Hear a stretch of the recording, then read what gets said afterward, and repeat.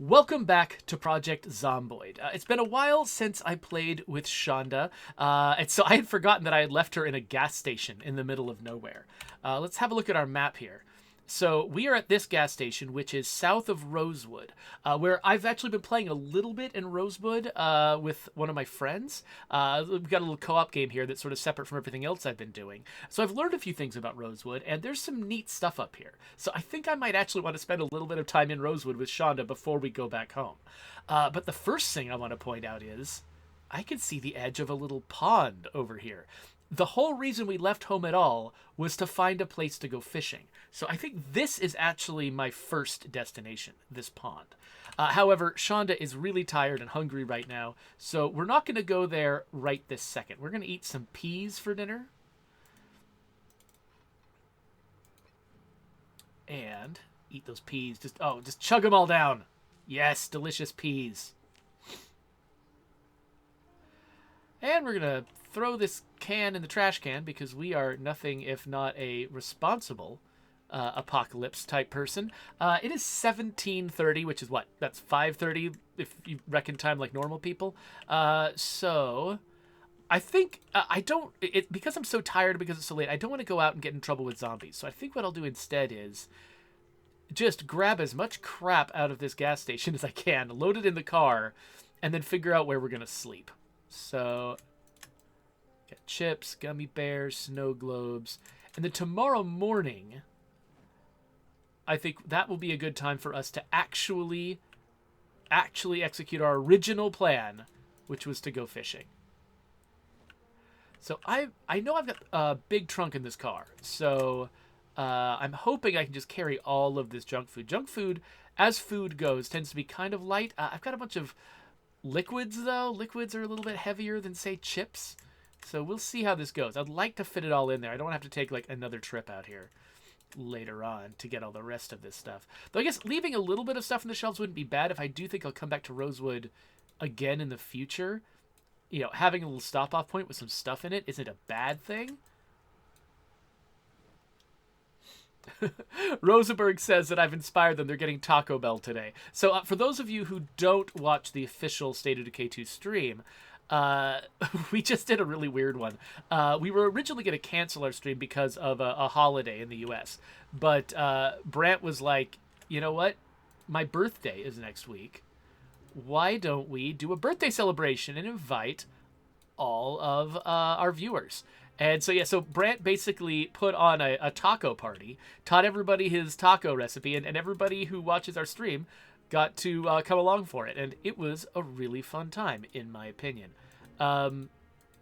Okay, yeah, so I was hosting it like usual from my house, the way I always do.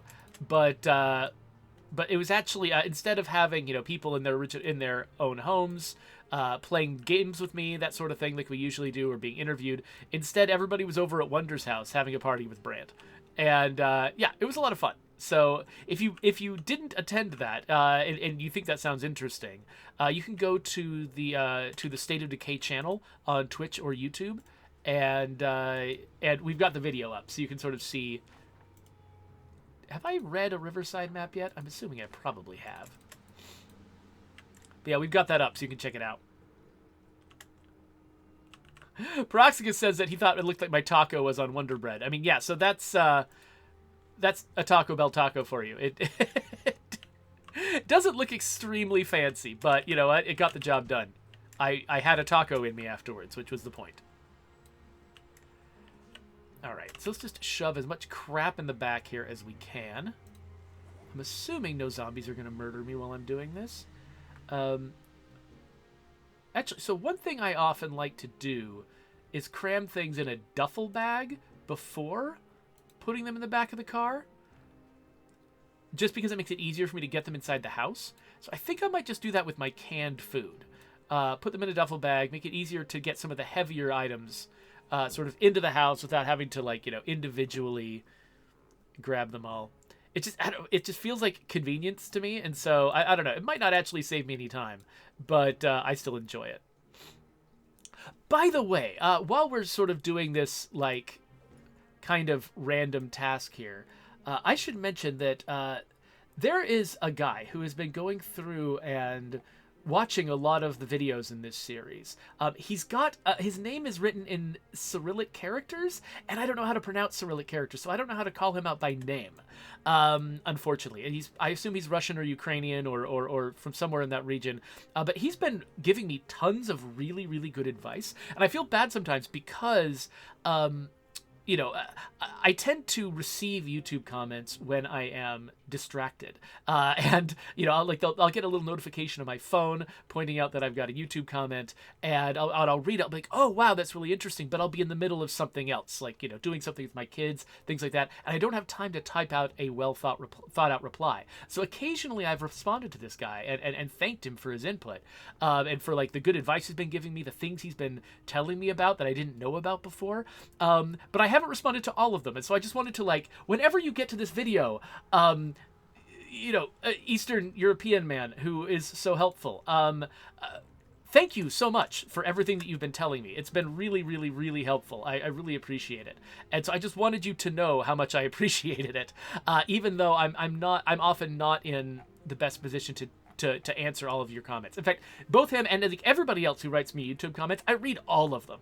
And again, I don't always have time to respond in the moment when I get them, but I appreciate all of them. I really, you know, I like it when people, you know, engage with the stuff that we're doing here, and you know, and I get so much just really good advice from all of you that I really appreciate it. So I just want people to know that I really appreciate you.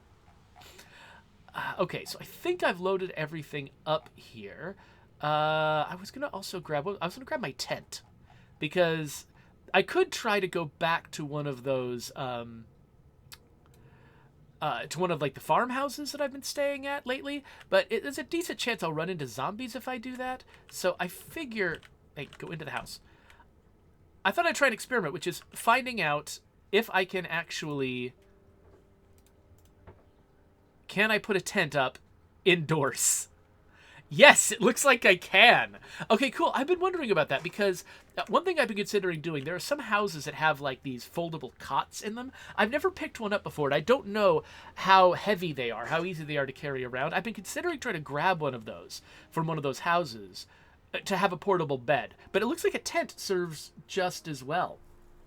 So, yeah. Oh, okay.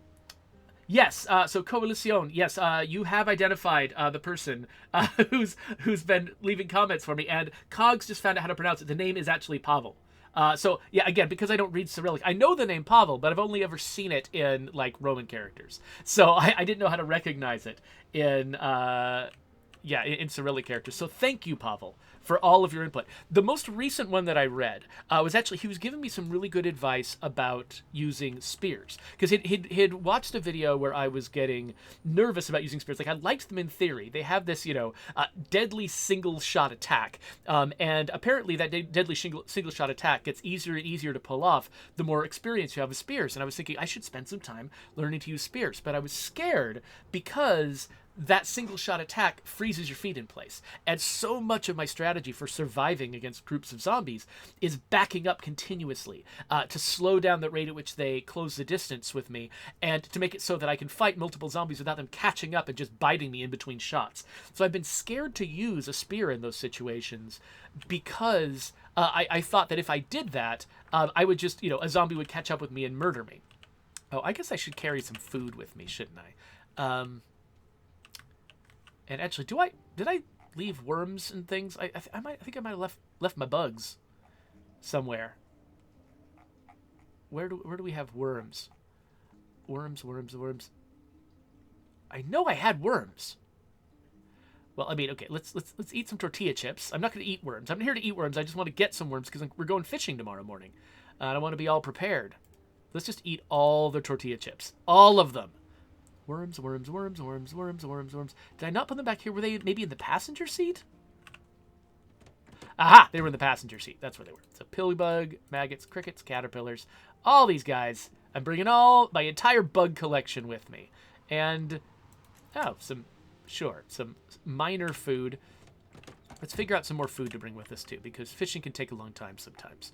We want to make sure we're covered. So let's bring again, I like to just sort of get rid of entire categories of food to make like the list less complicated. So I'm going to try to grab things that I only have one of.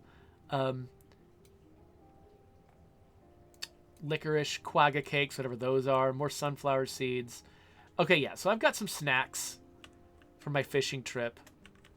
But anyway, so the advice that Pavel gave me was that well, basically the thing that he told me that I didn't know before was apparently your character actually checks to see if there are tons of zombies around you.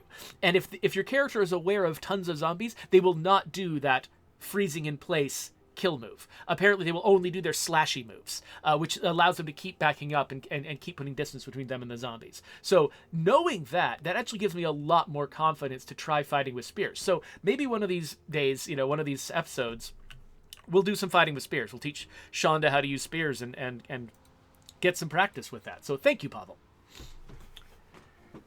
Ugh.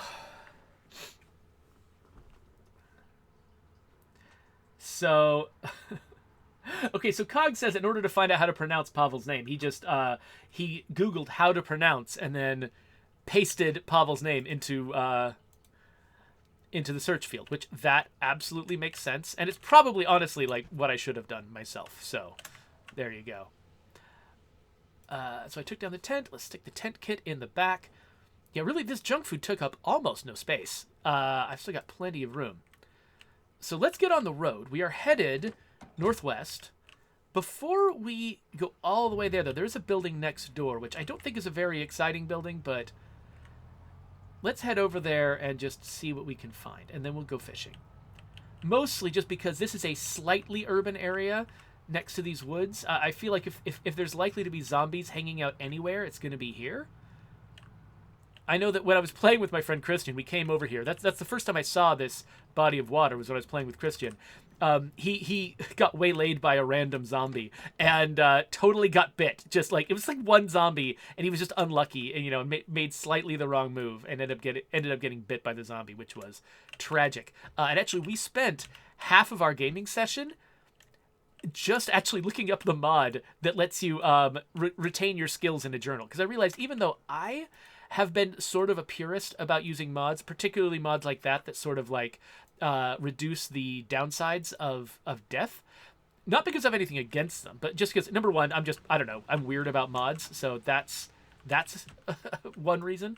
But another is just because, I don't know, I like the idea of sort of trying to contend with sort of the purest form of the dangers of the game. Now, I've been having second thoughts about that lately. One thing I've been considering doing is, I've heard that there's an option, I don't know if it's in a mod or if it's just naturally in the game, where you can turn off scratches infecting you. So it's only proper bites that infect you. And I might consider that in a future game. Oh, let's look in the back of this car, too. I might consider that in future game just because I like the idea of being able to, for instance, build up my first aid skill over time. And, scratches are so much more common than bites. I feel like, there's always still that low danger of getting a deadly... an enemy getting a deadly attack in on you from a bite.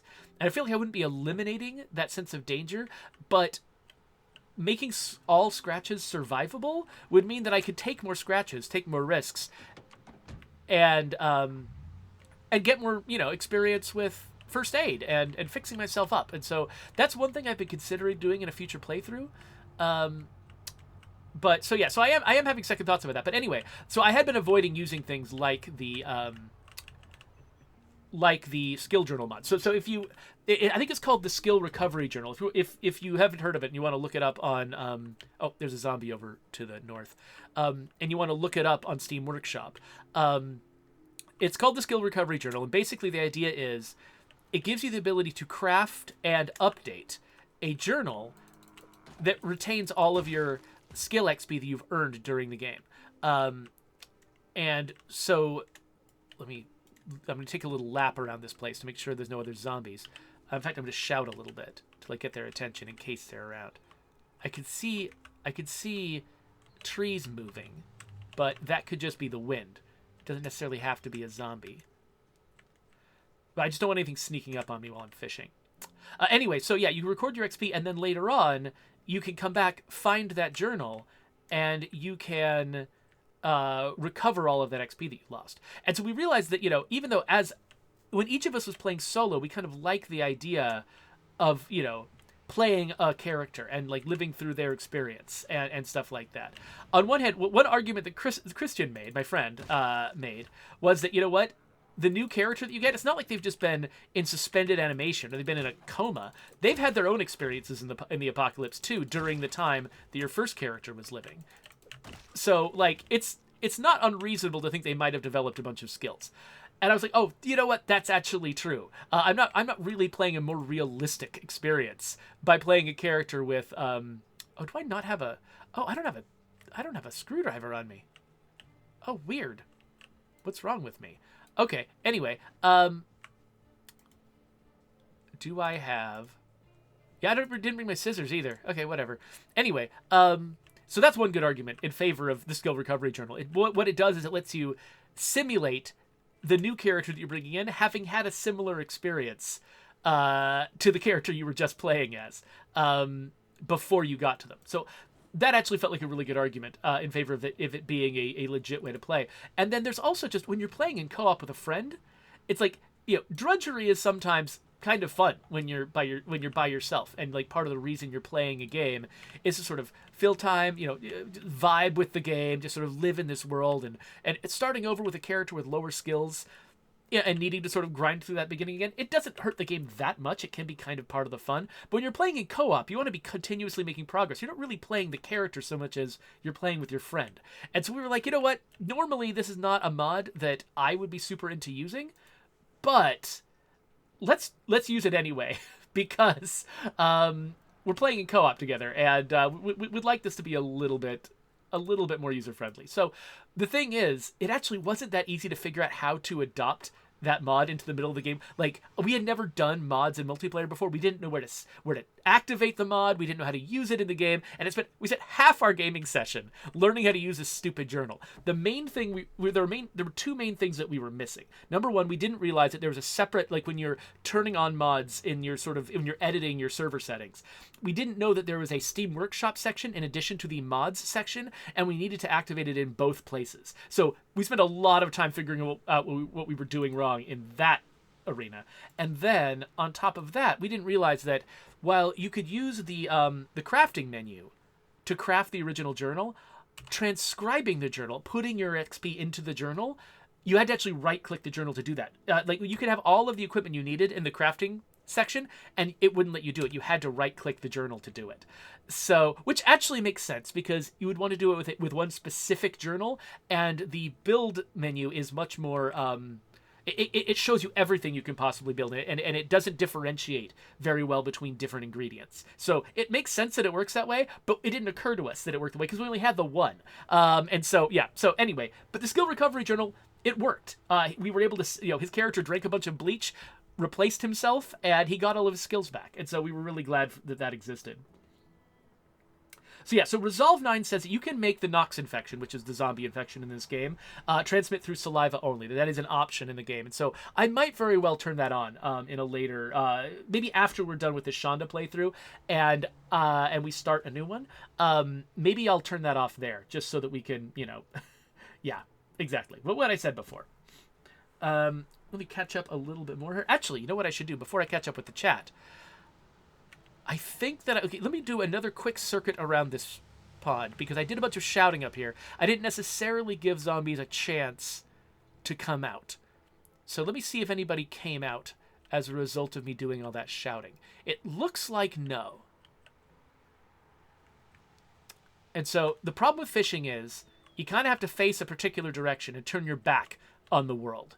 And that can be... very scary. One thing I've seen people do is creating little fishing spots by walling off an area by some water so that zombies can't immediately get to you. I think that certain sections of water will eventually sort of run out of fish, so that I don't think that'll work if you're fishing all the time, but it is a good idea, which I might do at some point. Like if this becomes Shonda's official fishing spot, that might very well be a good idea. But let's go fishing. So I've got a fishing rod, and I've got a bunch of bait. So I know in update 42, I believe, is the next version of this that's coming. They're actually turning fishing into a mini game you have to engage with. Right now, it's not though, and so I'm almost not looking forward. And the mini game looks like it might be fun. I don't know, but right now, I like the idea that I can actually I select my fishing rod, I select the bait that I want to use. I say let's put fish into my large backpack when I catch them, or in this case, I mean, looking at my character. Actually, my fishing skill's okay. I think that... Oh, that's right. I watched a VHS tape that raised my fishing skill. So I'm not going from absolute zero, though. Fishing takes a while to succeed even when you do have high skill. So I'm going to start fishing. But then... Okay, so Coalition has done his classic bet. Will Shonda catch a fish today? Only this time, it actually seems like it could really happen. It's not a guarantee, though. Even with this amount of bait that I'm carrying with me, it's entirely possible that I could catch nothing or nothing but shoes. Both are possibilities. So sometimes I actually take a risk with a character and speed up time while I'm fishing to see, basically just because it's worth the risk to their life of a zombie sneaking up on them while I'm speeding up time. To just not have to watch them fish and fail and fish and fail and fish and fail endlessly. So Coalition says, I would prefer that journal if it had a 50% penalty. Turns out you actually can set a penalty on if you get the skill recovery journal mod. Oh, hey, I caught a pike. Nice. So hey, the bet. Yes, Shonda caught a fish today. I kind of expected her to catch a couple of shoes before she ever caught a fish. Whoa, a second pike. Nice. They're small, but it's meat. And that's all we're looking for. You know what I just realized? I think I might have... I don't remember if I actually set my traps back at home before I left home. Oh, a little bait fish. Well, that just got added to my bait, so that's great. That's awesome. Let's see here. Anyway, yeah, so there are things you can adjust on that. Oh, and Resolve 9 is actually pointing that out in the chat, too. I just caught on to that.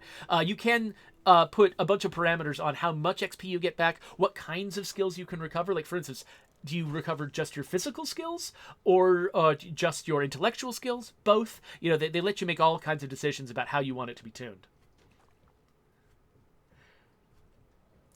So Coalition says that DayZ lets you turn your head without having to turn the entire character. He says that he likes that. Yeah, I think that if you're a passenger in a vehicle, you're allowed to turn your head and look around, which is kind of helpful. Unfortunately, when you're playing solo, there's no such thing as being a passenger in a vehicle.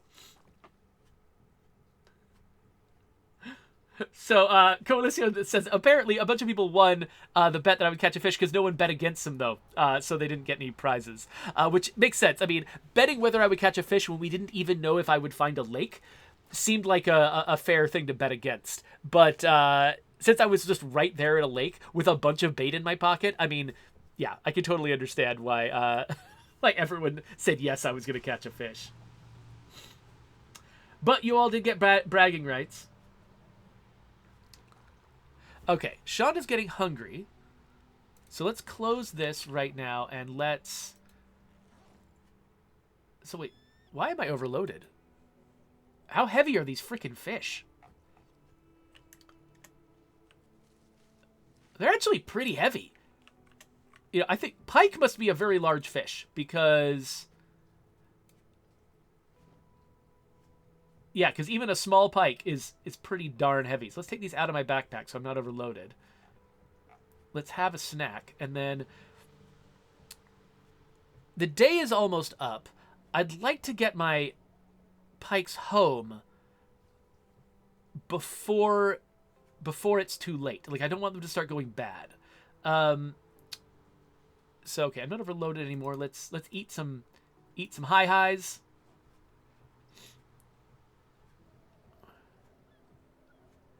And let's eat a dehydrated meat stick. And let's drink a soda. And then let's dispose of our garbage Mad Men style. Just throwing it out on the ground there. And let's fish a little bit more. Wait, that's not even the direction of the water, you idiot. Okay, let's try this again.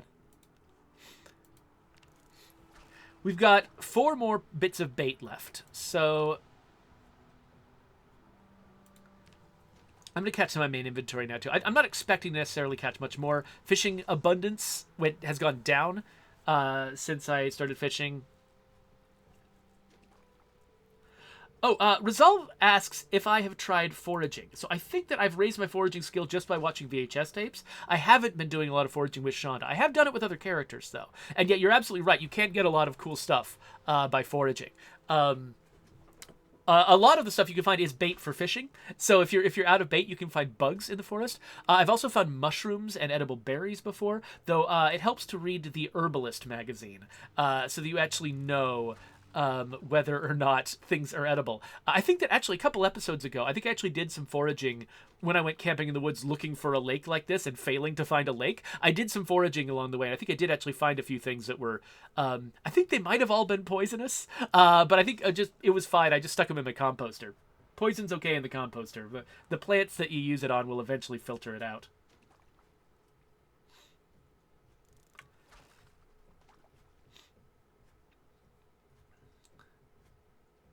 Okay, so Resolve 9 earlier on, when we were talking about the challenges of initiating a mod partway into a multiplayer game, is the fact that apparently things like, for instance, there's a lot of mods that add new vehicles to the game.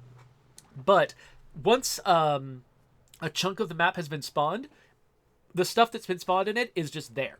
Like, it's in the world now, and new things are not going to be added to it except for spawning zombies. And so, you kind of, when you're starting a multiplayer game, like when you're starting a fresh multiplayer game and a fresh map, you kind of have to decide in advance what mods are we going to have if you're going to use mods at all. Because trying to add content into the game partway through is a big hassle. Unless you just go to a new town that you've never been anywhere near before, it can be a big hassle. And we said, people, we were looking through the comments, and when we were having trouble with the skill recovery journal, we were looking through, lots of comments of people saying, I tried to do this halfway through my session and this went wrong, that went wrong. And there was a bunch of advice for, ways that you could like manually edit files in Notepad to try to fix problems with even a simple mod like that. Coming into a game partway through. So definitely, if you like to use mods, doing some research on the mods that you want and initiating them at the very start of your game rather than trying to hack them in halfway through is probably good advice. So Resolve 9 says that actually, so I've been doing mostly foraging in the woods. I haven't done a lot of urban foraging. And Resolve 9 says that actually, if you do it in urban areas, you can find things like ammo and canned food, things like that. I had no idea. I just assumed that foraging was an activity that was exclusively in the wilderness. Okay, yeah, so it looks like all of my luck fishing was just at the very beginning there. I'm not finding anything else. Unless this little bait fish is particularly good at attracting other fish, I'm probably going home with those 3 pikes, and that's it. And then I'll have to basically keep trying to find, additional bait. And once I've got enough bait, I can take another fishing trip out here. Which, and that was my whole goal. Like the goal that I set, what was it, 3-4 episodes ago?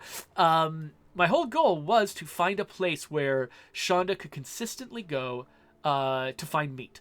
And so I think this combination of having traps that I leave active back home, and then having a place that's far from home to go to and spend a couple of nights fishing, foraging, looting in a place where I don't usually live, where it's likely to be a little bit more fresh, and then I can come home, check the traps near my home, which would have potentially caught some things while I was far enough away for that to work, and then coming home with a bunch of new food in my backpack.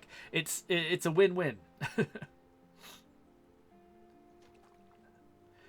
Okay, so Coalition is very committed to the idea that next time I start a new game and I've got, access to some of the refrigeratable foods that are there in a new game, he really wants me to try to make pozole. He's got a recipe all queued up for me. Or maybe he's thinking I can make pico de gallo. If we got onion, tomato, jalapeno, and lemon, I can make pico de gallo. Dude, I thought the pico de gallo usually had lime in it, or they just not have limes in this game, and so lemon is as close as we can get. Resolve says scrap armor is one of my favorite mods. It changes metalworking from just fancy barricades into making actual weaponry and armors. It enables training long blades before you get lucky with Jason Zombie or any other possible machete drop. Right. Okay. Something. So you can get something that is. You can get a category of weapons that is like machetes and get good with machetes without having to blow through a machete itself. Like, machetes are some of the most powerful weapons in the game. Katanas are also some of the most powerful weapons in the game. But unfortunately, there aren't a lot of low-level weapons that let you train the skills to use those weapons. So you have to be damaging one of the best weapons in the game to get good at one of the best weapons in the game. So that actually sounds pretty good. I like that idea. If because I'm starting to warm up to the idea of mods, maybe the next time I start a new game, maybe I should pick a couple of mods, maybe take a couple of recommendations from the audience. In fact, if you're watching this later on YouTube and you've got like one particular favorite mod that you think I should check out and maybe try to integrate into a future playthrough, let me know. Scrap Armor's on my list now, Resolve 9. In fact, let me just make a little click away and make a little note here. Scrap Armor. So that's one mod that I should consider using. If anyone else has recommendations for specific mods, I'm glad I didn't get attacked by a zombie while I was clicked away. That would have been very frustrating. But yeah, I would love to hear it, because that might actually, you know what, I'm starting to get over my fear of mods a little bit, and it might be kind of, and I've been playing so much Project Zomboid, like, I am starting to sort of, run out of new things to try that I haven't tried in some form or another before. So getting some new options would be cool. There are, definitely, metalworking is one entire skill I haven't spent a lot of time on, partly just because, so far, I haven't suffered a lot of zombie sieges or anything like that. Like, hordes haven't tried to wander into my entire house. In one of my other games, I did have some zombies destroy one of my massive double doors after I lost the character with Carpentry 6, and so I've got, like, a garbage replacement for one of those doors, just sitting there. Why is this little baitfish is not catching anything, but it is also not going away? That's odd. Anyway, but by and large, and that was from a couple of zombies, busting in my door, but it was just a couple of zombies, and I haven't, because metalworking is mostly just about really fancy barricades, I haven't felt the need to really try it, because, what would it be for? Yay, I caught another small pike! Yes! All right, and I didn't break my fishing rod. I often break my fishing rod, which is why I brought 2 with me. So let's stick this in the back. And so I don't want to spend too much time away from home now that I've got... Oh, I caught some socks, too. Let's rip these, see if we can get some thread out of them. If not, whatever. I do like that they have you catch shoes and socks and things. It's like a cartoony way for things to go. I forgot what I was saying a second ago.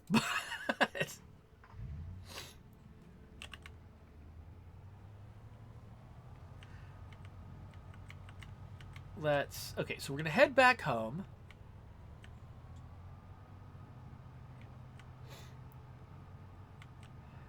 And by home, I mean gas station. We're going to head back to the gas station. We're going to sleep here tonight, because I want to go and check out Rosewood just a little bit before we actually head home. If Rosewood is very populated with zombies, which I imagine it probably is, because, March Ridge was hyper-populated with zombies when I first got there. And so I can only imagine Rosewood is probably in a similar situation. Eat some granola. I'm going to eat some mint candy, which shouldn't fill me up very much, but whatever. Drink some more pop.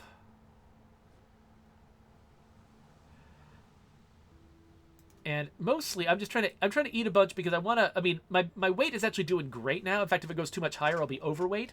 But just because I don't know what's coming in the future, I just like to try to get my weight as high as I can within reason.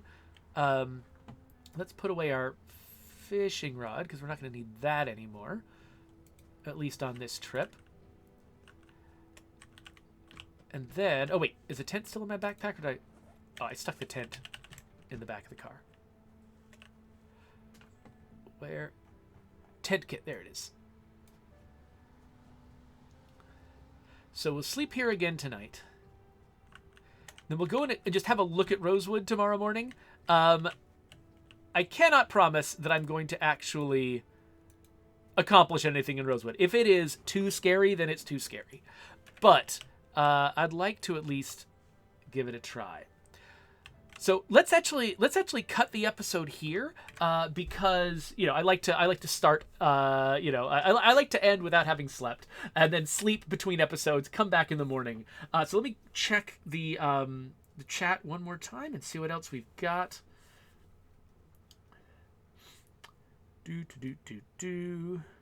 Okay, yes, we've got another endorsement from average Twitch user for scrap armor, so that sounds great. Resolve was saying you can do things like turning a police nightstick into a bladed tonfa. He says you could also make something like the coffee can mace from State of Decay 2. This all sounds great. Okay, and he says average Twitch user suggests that filibusters use cars is also a good one. Oh, and he says true actions is good because it lets you dance and sit and lie down. Okay, so let me write these down. So filibusters used cars, and let's see here, true actions. Yeah, the inability to sit in chairs is a weird one. It's one of those things where I imagine they've had chairs in the game for ages, and people have been asking to let you sit in chairs for ages, but they've always had bigger priorities. That's exactly how it is for us on State of Decay 2. There are some obvious things that people have been asking for ages that are totally doable, but we just always have some other big thing we're working on that takes up all of our bandwidth. And we're like, at some point we should probably just pick a few months and just be like, let's just do a bunch of little garbage that we've been letting fall through the cracks. Let's see here.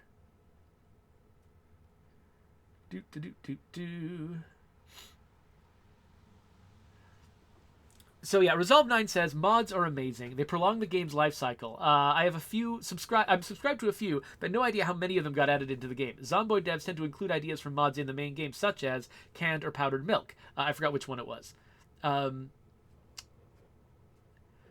Oh, interesting. So Average Twitch user says that there's been a couple of times where the Project Zomboid team has actually hired modders to help them do things that they didn't have the expertise to do themselves. That for like a sort of small independent team like that, that's a great idea. That sounds pretty cool.